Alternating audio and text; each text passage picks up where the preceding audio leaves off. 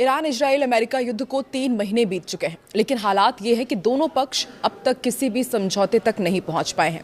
धमकियां और बातचीत का दौर एक साथ ही चल रहा है, लेकिन परिस्थितियां अब तक काबू में आई नहीं है। इजराइल में अमेरिका के लड़ाकू विमान खड़े हैं और कतर में चल रही डील की शर्तों पर चर्चा। ऐसे में ये साफ ही नहीं हो पा रहा है कि अब आगे होगा क्या, डील होगी या फिर युद्ध का दूसरा पार्ट शुरू होगा। नमस्कार, मैं हूं आकांक्षा और आप देख रहे हैं न्यूज 18 का डिजिटल प्लेटफॉर्म। पश्चिम एशिया में जारी युद्ध थमता नजर नहीं आ रहा है। अमेरिका और ईरान के बीच युद्ध विराम को लेकर बातचीत जरूर चल रही है, लेकिन अब तक कोई अंतिम समझौता नहीं हो पाया है। इस बीच पिछले 48 घंटों में हालात और ज्यादा तनावपूर्ण हो गए हैं। ईरान ने अमेरिका पर युद्ध विराम तोड़ने का आरोप लगाया है, जिससे पूरे क्षेत्र में एक बार फिर टकराव का खतरा बढ़ गया है। यह तनाव भी तब बढ़ा है जब अमेरिकी सेना के सेंट्रल कमांड यानी कि सेंटकॉम ने यह दावा किया है कि उसने दक्षिणी ईरान में मिसाइल ठिकानों को और कुछ नौकाओं पर हमला किया है। अमेरिका का कहना है कि ये नौकाएं खाड़ी में समुद्री सुरंगें बिछाने की कोशिश कर रही थी, जिससे अंतर्राष्ट्रीय जहाजों के लिए खतरा पैदा हो सकता था। अब तक 8 पॉइंट में आपको बताते हैं कि क्या क्या हुआ है। देखिए, ट्रंप और नेतन्याहू ने फोन पर बातचीत की है। अमेरिकी राष्ट्रपति डोनाल्ड ट्रंप ने इजराइल के प्रधानमंत्री बेंजामिन नेतन्याहू से अहम बातचीत की। बताया जा रहा है कि दोनों नेताओं ने ईरान के साथ चल रही बातचीत और क्षेत्र की सुरक्षा स्थिति पर चर्चा की। वहीं अमेरिका के लड़ाकू विमान भी इजराइल के एयरबेस पर देखे गए हैं। दूसरा अपडेट यह है कि कैंप डेविड की ट्रिप कैंसिल कर दी गई है। अमेरिकी राष्ट्रपति ने अपनी कैंप डेविड की ट्रिप कैंसिल कर दी है और इसकी वजह खराब मौसम बताई गई। इसकी वजह आज व्हाइट हाउस में ही कैबिनेट की बैठक आयोजित की गई, जिसमें निश्चित तौर पर ईरान का मुद्दा भी शामिल रहा। मार्को रूबियो का बयान आया है कि डील होने वाली है। अमेरिकी विदेशी मंत्री हैं मार्को रूबियो, जो इस समय भारत के दौरे पर है। उन्होंने साफ किया कि तमाम तनाव के बावजूद ईरान के साथ समझौते की संभावना अभी खत्म नहीं हुई है। अमेरिका की ईरान पर स्ट्राइक के बाद भी दोनों देश शांति वार्ता की ओर बढ़ रहे हैं। चौथा बड़ा अपडेट यह है कि कतर में एक गुप्त वार्ता चल रही है।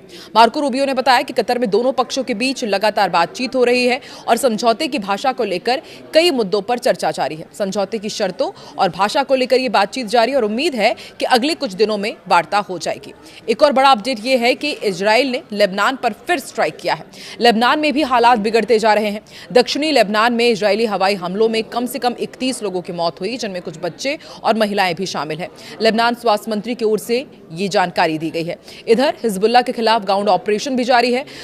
इजराइल ने कहा है कि उसने दक्षिणी लेबनान में अपने जमीनी अभियान को और तेज कर दिया है। वहीं हिजबुल्लाह ने दावा किया है कि उसके लड़ाके इजरायली सैनिकों से सीधी लड़ाई लड़ रहे हैं।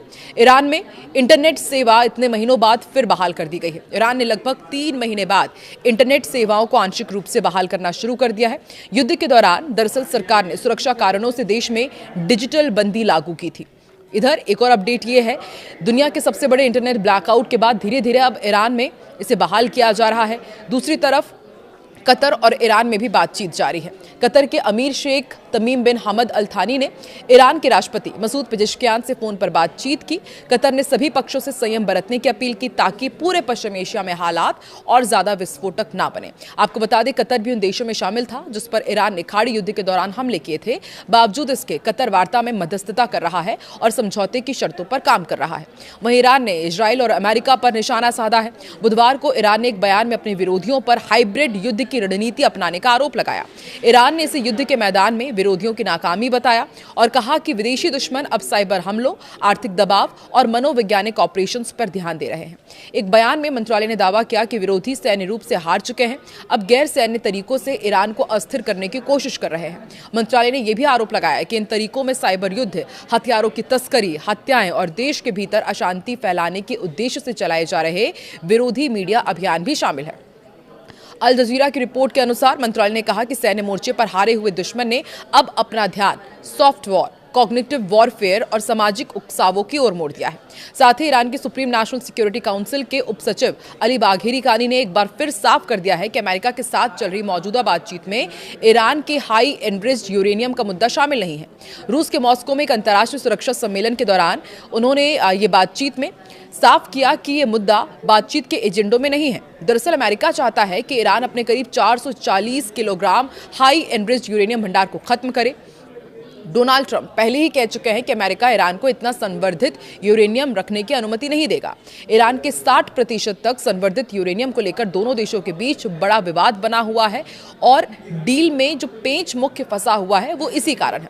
हालांकि परमाणु हथियार बनाने के लिए करीब 90% संवर्धन की जरूरत होती है, लेकिन एक्सपर्ट्स का मानना है कि 60% तक पहुंचने के बाद हथियार स्तर तक जाना काफी आसान और तेज हो जाता है। आपको क्या लगता है, क्या ईरान कभी अपना हाईली एनरिच्ड यूरेनियम अमेरिका को सौंपेगा? और यदि ऐसा नहीं होता है तो अमेरिका और ईरान की डील कभी हो भी पाएगी या नहीं, या इसी तरह टकराव और बढ़ता जाएगा? कमेंट सेक्शन पर अपनी राय जरूर दें।